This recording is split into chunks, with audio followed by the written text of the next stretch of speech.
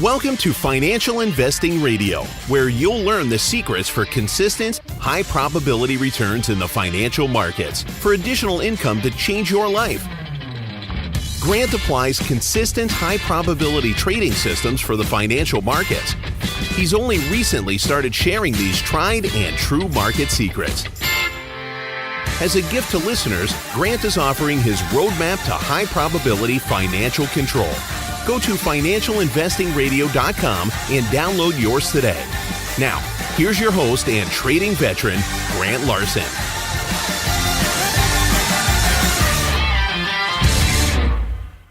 Hey everybody, this is Grant Larson. Welcome to Financial Investing Radio. I have yet again been amazed at the opportunity that's come in front of me today. This is a chance that I get to speak with Michael. Oh gosh, I'm going to say it wrong again. How do you say it, Michael? Kalisperas. Kalisperas, Michael Kalisperas. I just met Michael, that was probably a couple of weeks ago, through another podcast, and had the opportunity to do a little bit of learning about his backstory. I was so impressed with what he's done with some things in life. These are very real issues, and what he's done in this blending between his backstory and investing. Anyway, without going any further, Michael, welcome. Thank you. Appreciate that. It's good to have you here. You know, one of the things that impressed me as we got to know each other was, well, first of all, not only what you're doing, but what got you to this point and the journey about that. And so I wanted to see if we could back up and talk a little bit about yourself, your background, and what's brought you into this world and the things that you're doing. Sure. I actually come from a different background. I come from a design and marketing background to where, well, I do that now, but I am in property at the moment. And the reason why I got into property was of a massive life event that affected me and my family. And if I rewind back to that, it was 6 years ago. My son was born healthy. My son's called Vasily. And I had one daughter, Ellie, who was our eldest at the time.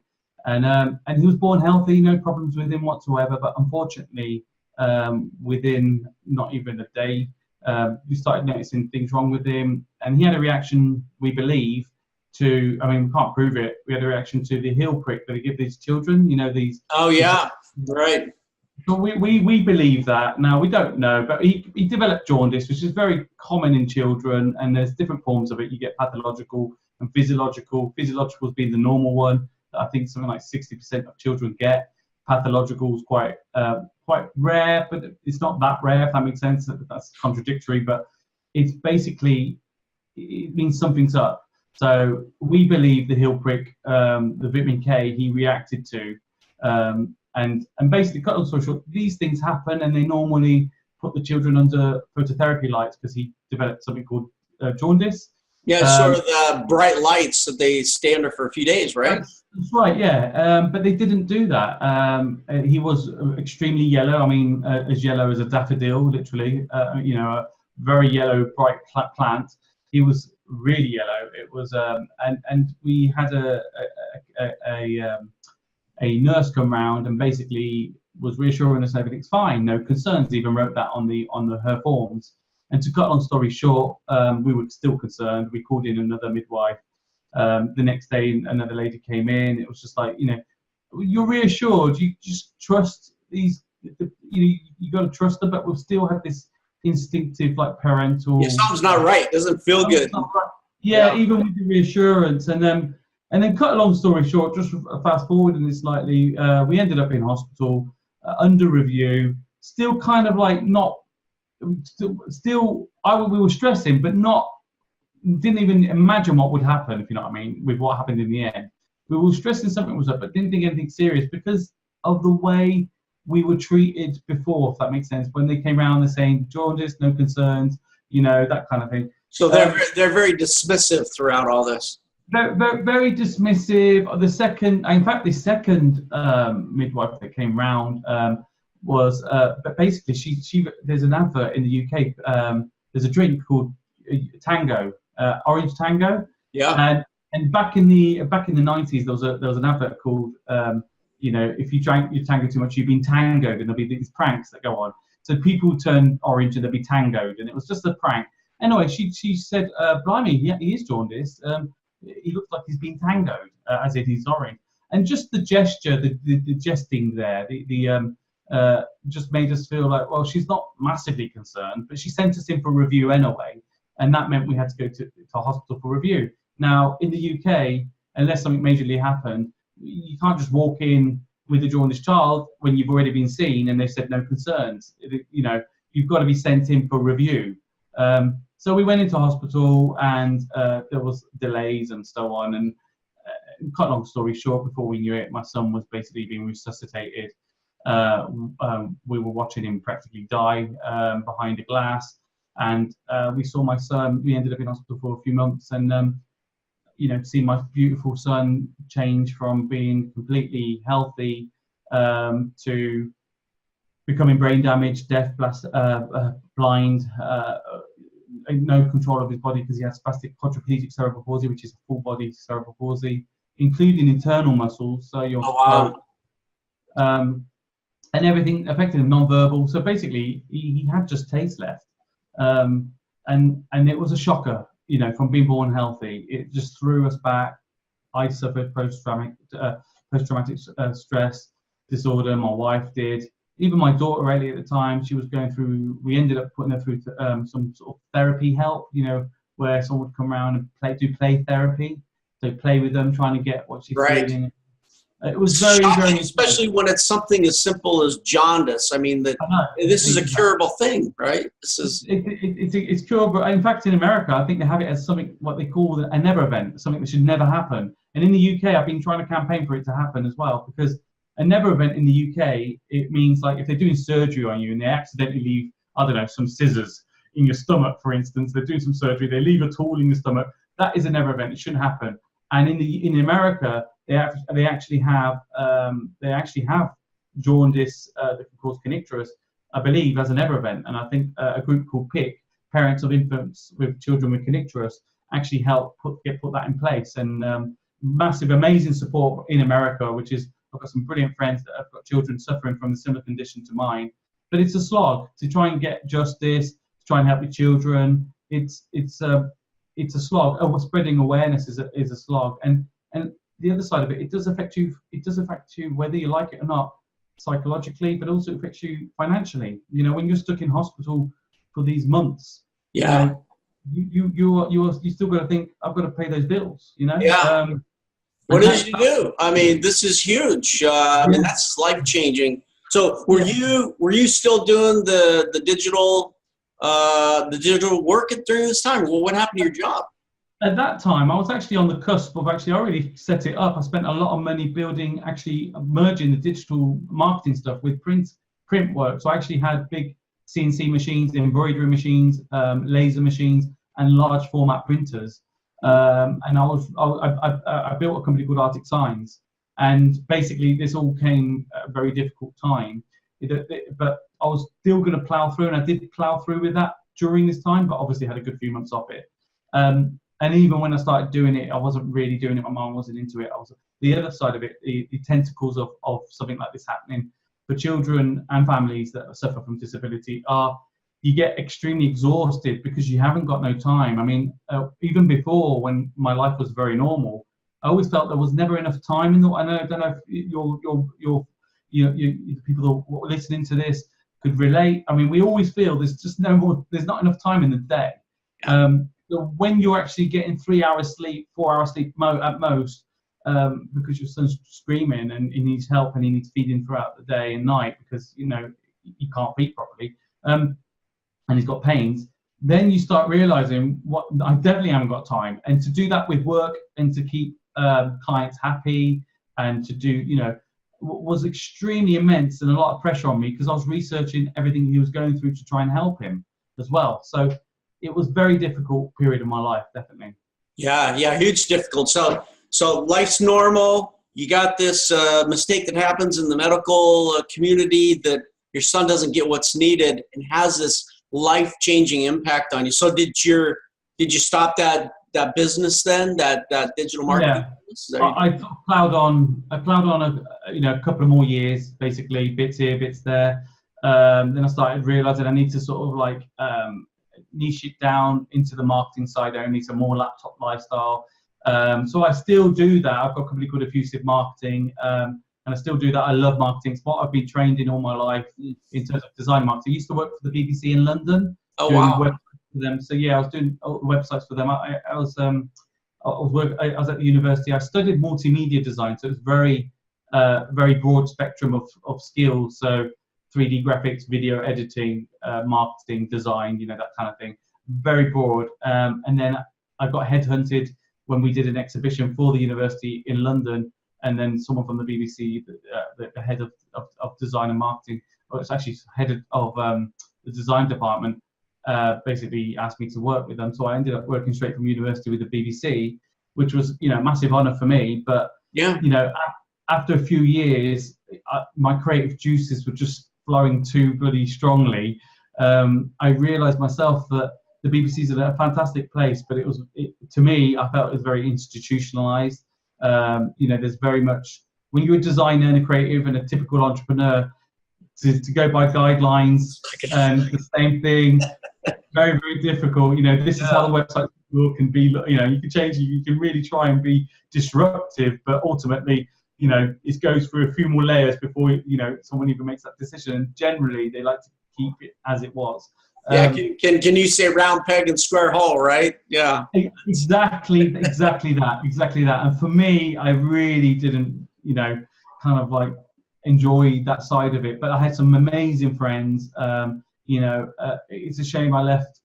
I could have stayed there a lot longer, but that was enough for me. So I ended up literally coming back home to a city called Worcester, which is a bit more countrified.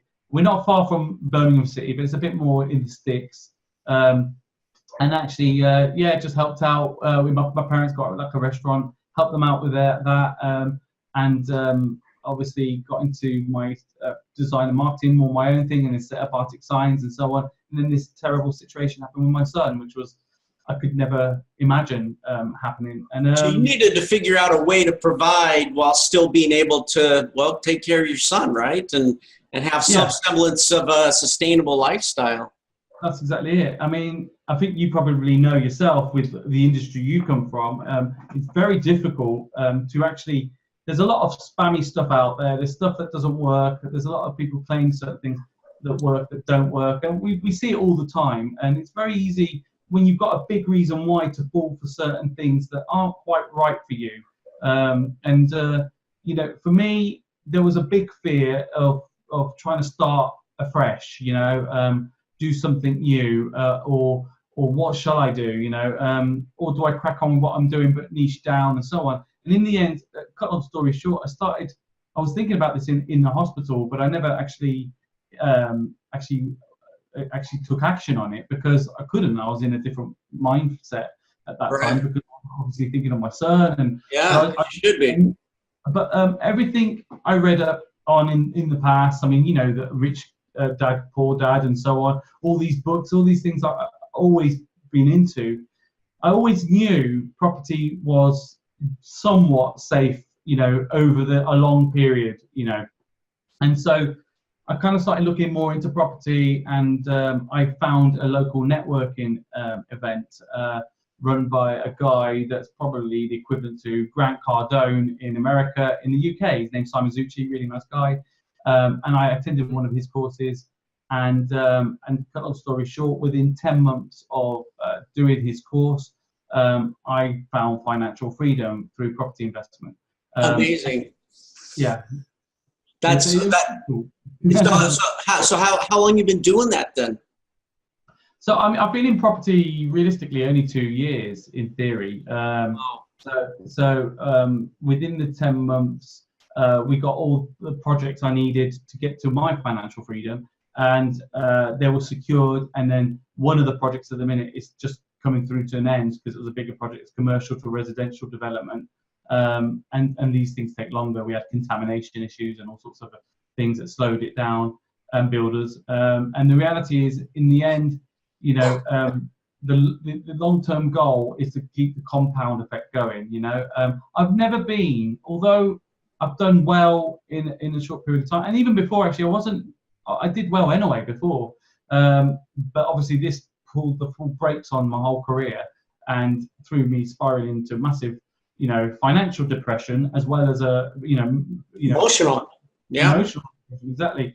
And obviously I had to think, what else can I do that would work? And for me, I truly believe in multiple streams of income. And there's another great guy called Rob Moore in the UK, in property as well, but he does multiple streams of income. And what he's taught as well is amazing. He teaches different forms that you could go ahead, and he shows people podcasts. He might show Amazon courses. There's all sorts of things. But I like the idea that this guy had this trainings set up, and they're genuine people. They're not, I'm not here to plug them, but the nice thing is they were there, and I knew people that had done stuff off them and done well. And so I kind of wanted to create my own safety net, and for me, I needed to do something that was right for me. So I invested my own money from my property into a first development, and then I got crowdfunding and so on. But what was the period of time, Michael? So from the time that you discover that your son has this life-changing impact, not only his life but certainly your life and your wife's life, everyone around you. From that period of time to when you felt like you had established a financial sort of backdrop or ability to be free, how long of a period of time was that? Okay, well, the first 3 years was totally thrown out the window. So when my son was made disabled in 2012, my life was like literally thrown off for 3 years. It was just a bit of a miracle how we were just still plugging through, if I'm being honest with you. So 3 years were like just written off there. So I would say literally from 2015, realistically 2016, I started to get my act together and started coming out of the depression as well. Started realizing, because anyone that suffers from depression, a lot of the time they don't know they've got depression. They just like can't get out of bed, or they're thinking very negative thoughts constantly and so on. And I was constantly trying to be extremely positive and helpful to the family that were going through their own form of depression. So right, got to be a support, yeah. Yeah. I wasn't even looking at my own, and actually, the only time I started looking at my own was when someone crashed into the side of my car.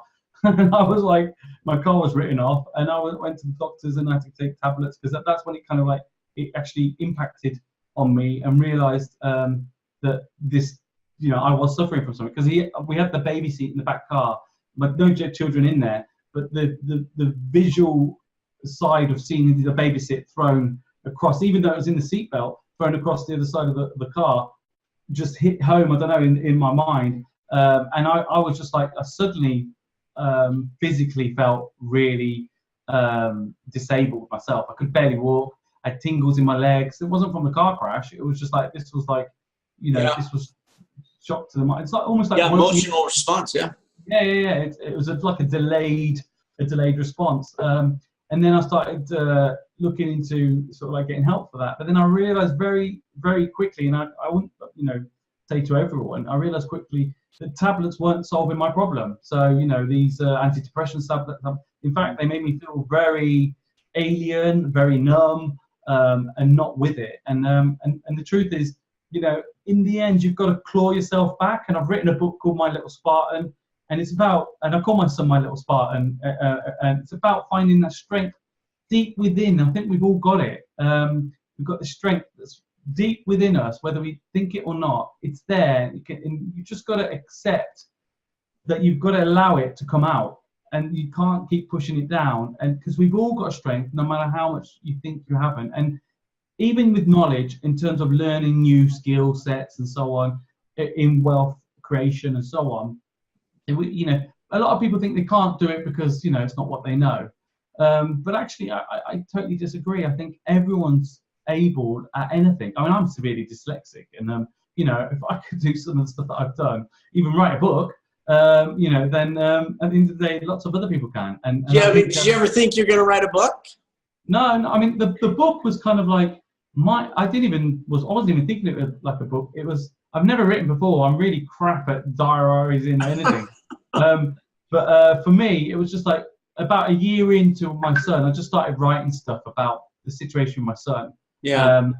And it was, and I wasn't thinking about it. I was just writing stuff, just getting it out. I didn't really. I'm quite a proud person. I get it from my dad, is from Greek origin, quite proud and keeps things to himself. And you can't tell everyone you're down. And there's no such thing as depression. Very old-fashioned sort of opinions on it. Yeah. I'm very much, was very much similar, and I'd keep it bottled up. Trying to talk it to people was not really a thing I would want to do. And then, once I started realizing that was actually a benefit that was helping me, I started trying to talk more about it, trying to get it out there more. But I started off with writing first. So that was the stage. So that was a manner of expression, a way to help you sort of get it out, a way to communicate. Yeah, exactly. And I mean, I truly believe that I didn't really expect to be, I didn't put it together expecting it to be a book, but I truly believe that these things kind of happen strangely for a really weird reason, and people might think otherwise. It's strange. My son has been, maimed to some good degree. He's been hurt, but he's actually strangely saved my life in terms of me and my family's life in many other ways, in terms of us really truly appreciating and being grateful for life and what it's about. And we're all aspiring to do something, and we all want something. But at the end of the day, it's really important to understand that part of the wealth part of growing, and becoming, more stable, is actually the health part of the mind. So, I mean, when people say it doesn't matter which celebrity that's made a lot of wealth you speak to, they always say it's about the mindset. It's not just about the mindset to get your mind into the position to be taking action. It's the mindset of actually being clear of mind, clear what you wanted, and almost not being too wanting. So the best way to describe it is, when you really want a girlfriend when you were like 15 years of age. Yeah. You never get the bloody girlfriend when you're 15 years, and you really, really want something, it doesn't come. But when you give in and you just start doing the best you can do, just be the best person you can, the person comes, and a girlfriend that's perfect for you will turn up. And it comes into your life. So it's about getting some action, right? About making some movement, doing some progress, right? Yeah, I truly believe wealth and success comes with momentum, and the momentum doesn't mean you shouldn't think about it too much. You shouldn't be like wanting too much. You just got to just do in increments, and those increments will compound, and before you know it, all those it translates. Yeah, they're like the leads that I've been sort of like creating. They all come through and follow up and all this kind of thing. That you can get great deals by just doing that. But if you really, really want something, you visually look like you're desperate, and you go after it. So if you're doing that in a property deal, and you want this property and you want to get it at a decent price, and you're being fair, but they're being stubborn and so on, the reality is they can see it on your face.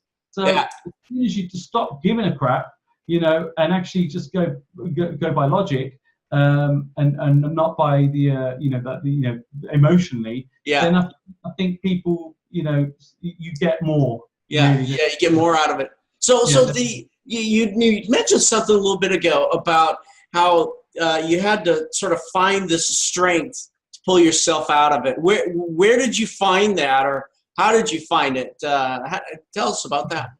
Sure. Yeah. To be honest with you, there's always been a massive, huge guilt as a parent, as a father to my son that that I couldn't save him, because we knew something was wrong with him, and it's so difficult to sort of accept that I couldn't save him. You wonder whether an hour earlier, or whether you just told them to piss off the first time. Why would you be so rude to someone when he's just got jaundice? We all know jaundice is very common, but there are things there that you just really regret. And I promised my son that I promised him, and he understands me. If you know my son, even though he's so locked in many ways, he understands me. And I'll tell you a bit more about his miraculous improvements as well. But he's still severely disabled. But he. I promised him that I would do everything I can for him, and if it means, finding you know, a super suit that costs millions of pounds. I want to be able to have that available for him. Now, you know, the reality is, you know, these things through technology, through faith, through, you know, love and support, there's always momentum you can get for the benefit and move forward and so on. But my reason why was my son. And every time I felt very struggled or in a very sort of stressful state in terms of business, I just thought once of my son sort of there fighting his own body. Mm-hmm. His muscles, his brain tells his muscles to just, you know, go off. Right. And still that beautiful child can light up a room with the most amazing smile.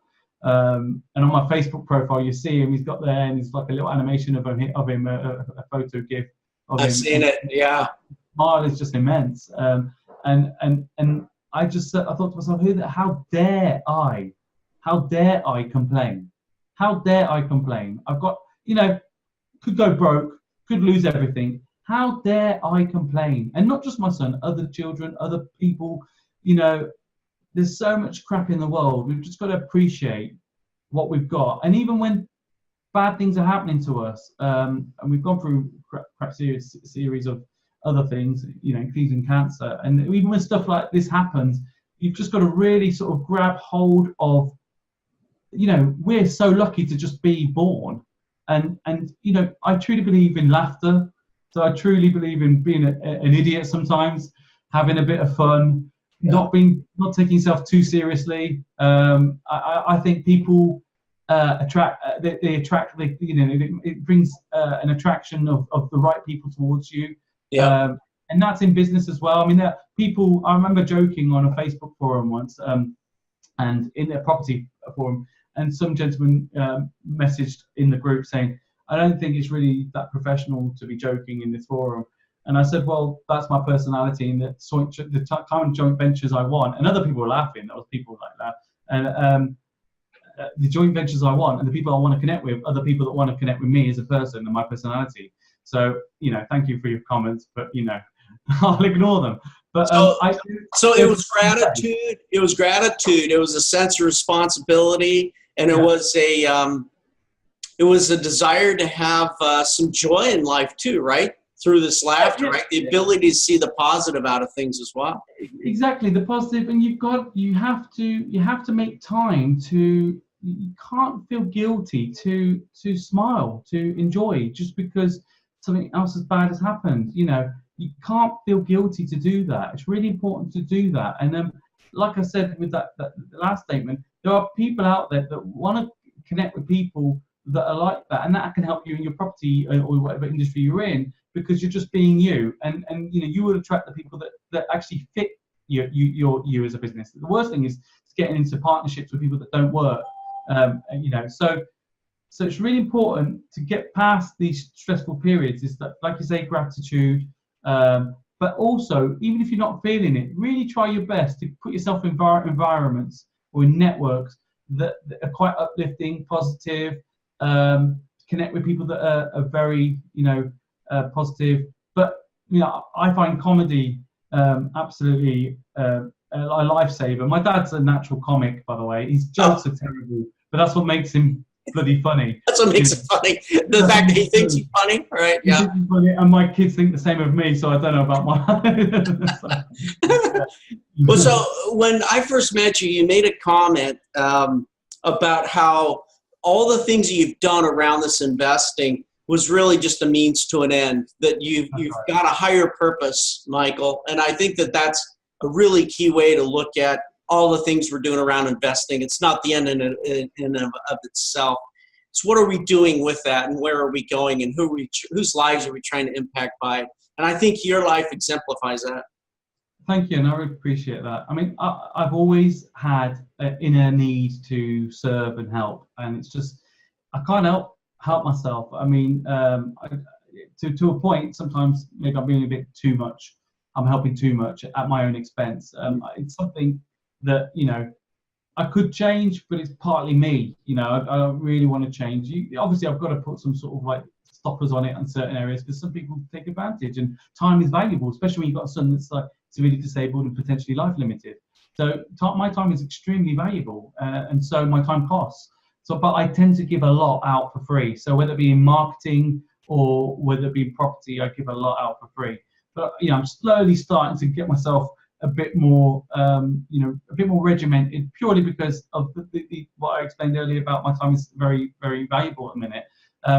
But I would say, for me, I truly believe my true purpose is to actually help people, get them to understand that no matter how much pain they're going through, no matter how difficult it may be on their entrepreneurial journey, or if they're starting on an entrepreneurial journey, that actually it is possible. And you don't have to have the millions and millions and millions that everyone's sort of like trying to aspire to, 10x this and all this kind of stuff. It's fantastic, and I get the concept of it. It's really great. I mean, I spoke to Grant Cardone in an interview. Oh, really? Well, friends of mine have this app, and they'll talk. They had him on the interview, and I had face-to-face questions with him, and I truly respect the guy massively. But I think I truly believe you've got to be in the right frame of mind before you start 10xing things, if you know what I mean. If you do it too soon, actually you can 10x yourself to the grave, literally. Yeah, the other way, right? Yeah, and I think the danger in a lot of this stuff is that it's beneficial to a lot of people, but the unspoken truths are there are some dangers in that. Now we have to take risks to get anywhere. We're all doing it. I'm doing it. Everyone's doing it. But it's very easy to sort of fall into that trap of feeling the need to follow a certain route. If it's not for you, you need to really evaluate yourself, know truly what you're about and how far you could go, and then obviously whatever that is, push it up a little bit. That's right. First, then push it again, then get comfortable again, and then before you know it, you look back and you've 10x'd it anyway. But you've got to do it. Don't feel the pressure is the point. Do it in what you feel is comfortable, but you need to get a little bit uncomfortable. It's the only way you can grow. So if I was to recast this, Michael, I think what I've heard you tell us is your journey has been a challenge was thrust upon you, right? Not necessarily by anything that you've done wrong, but maybe some other people actually, right? If I could be so bold. And so this challenge comes into your life unexpected, and you dealt with for several years the emotional and financial implications of that, and it really took you down. But you found a desire for gratitude. You found the desire to still be able to make a difference in the life of your family and even in the lives of others. And you found comedy was an important aspect. And so you pulled yourself up and you figured, you said, I have to find another way to provide. And in the course of doing that, you start working at it, and then you find a mentor. And in this case, it's Grant Cardone, which, by the way, I like his name. Something about that Grant name, I'm not sure what it is. Yeah, absolutely. Even your son, I follow what your son does. Stephen. Stephen, yeah. What he did with he was running the 2 Comma Club for Russell Brunson, wasn't he? Yeah, he was. Even your son, he's a mentor without even realizing it. Do you know what I mean? Because people like myself, when we go through these situations, I mean, it's great to tap into these avenues where people are giving a lot of value out there. There's a lot of free value out there. I know we've got to sign up and pay into certain things, but there is actually a lot of free value out there if we look hard enough. Some of it's not great, and some of it's really great. But I mean, the people like your son's a perfect example where it's fantastic. And I think the reality is that people need to sort of like really just not put too much pressure on themselves. They need to grow. They need to get a little bit uncomfortable, right? The ones that are really ballsy will get really uncomfortable. Some of them will get lucky, some of them will smash hard down and not make it. But the reality is, if you've got the guts to do that, do great, fair enough. But for me personally, I'm a bit of a pussy. Sorry. I personally took risks. I mean, people say I wouldn't. I mean, my friend was saying I've got balls of steel with my current projects. But for me, I personally felt I wasn't going as big as I would have gone if I didn't have a family, if you know what I mean. Right. So part of my holdback is because of that. But I think you have to be that way to feel comfortable. If you go in and you take too many risks, that will be playing on your mind. If it's too far up, it'll be playing on your mind. So you won't be able to focus. You can't think clear. Yeah. You won't be able to think clear. So I do genuinely believe you need to take some risks. I think every entrepreneur will tell you that.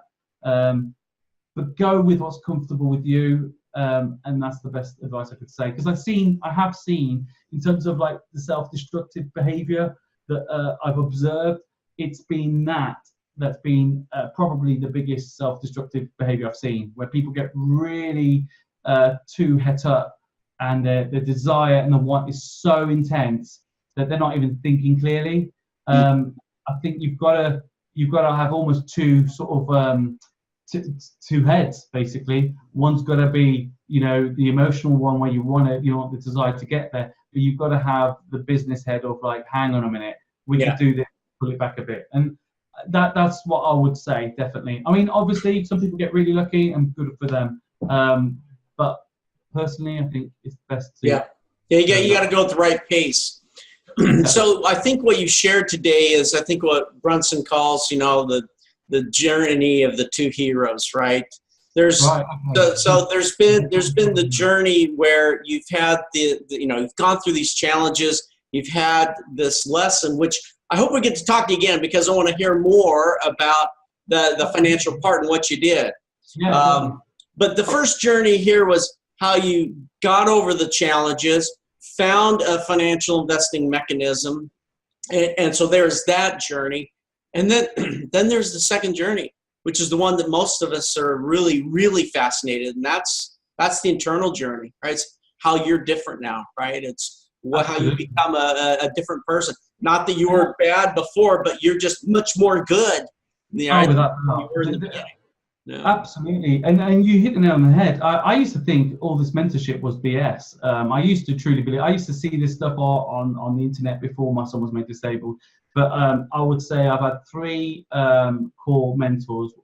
One I'm currently in at the moment is a guy called Nick James, and he is such a great guy. He's actually speaking on stage with Gary Vaynerchuk in Warsaw, and I went to one of his events called Expert Empires, where Grant Cardone came and spoke as well this year just gone, I'm in his mastermind group and so on, and he's been instrumental for me now. So I always think it's important to be tapped into some sort of mentorship. And for me, I've moved away from the property mentorship side of things, and I'm moving more into sort of a whole sort of broad spectrum of how I want to move forward as me as a grower, as an entrepreneur, and as a key figure.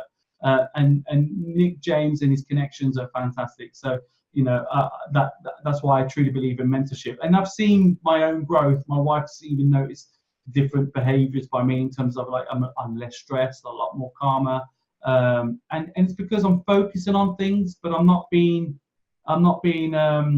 erratic. Where before, I'm not being consumed by it, and that makes you erratic because you're trying to do so many different things. And don't get me wrong, as an entrepreneur, we do that. And I've got my marketing company, got property going on, and I'm doing that anyway. And I'm also just starting. I'm going to be doing training in marketing as well. But the reality is that at the end of the day, that's because that's my desire, my love, and I'll go at my own speed to do that now. I'll just I can just do it as and when I want. And so I think once you get to that stage, you start realizing even more the importance of life, and that really comes down to your closest around you, because what we're here for. And so I've kind of gone full circle, done the journey. You kind of pull away from family when you're taking these steps, because it takes time. When you're doing these, when you go to masterminds, when you head into property. Time, money. Time, money. And the family that you're trying to support takes a bit of a back seat. Strangely, ironically, what you're trying to do actually doesn't quite work in the initial period. But once you get past it, you start seeing that time back with your family that's really important. And that's my goal. And we're getting there. That's wonderful. Yeah. Michael, I just really appreciate you being here with us today, taking the time to share us your journey. I'd like to invite you back because I'd like to hear more about sort of the second half of this, what you went to. Would you be up for that? Yeah, just throw me a link when you want, anytime. Always love connecting with you, Grant. We had a really great chat last time, and I think what you're doing is brilliant as well. I think it's amazing. Your podcast, recommend anyone to connect to Grant's podcast. Absolutely amazing. And no, you're welcome, mate. And obviously your family. I mean, you're like a family of entrepreneurs. There you go. I mean, you're doing well. It must be in the blood, or maybe it's the water we're drinking. I don't know what it is. You've done something very, very well there, Grant. So, good for you, mate. Well, you want to have that free mind, right? So that's it. That's exactly it. And I tell you one thing I noticed, actually, which is what partly why I kind of like said yes and connected with you, is I can see you've got a very natural, energetic, and a happy, positive personality. And that's what I meant about that connection. I mean, I've had people ask me to do a podcast before, not that I'm anything special, but they just come across so miserable. I'm like, that's right. I'd rather not, but so I think it does help, definitely. Yeah, it's that law of attraction. Absolutely. Well, thank you so much, Michael. Again, everybody, thanks for joining. And until next time, find your mentor. Thank you. You take care. Thank you for joining Grant on Financial Investing Radio. Remember to subscribe and leave feedback. Don't forget to download your free roadmap to high probability financial control before you make an investment decision. Visit financialinvestingradio.com now.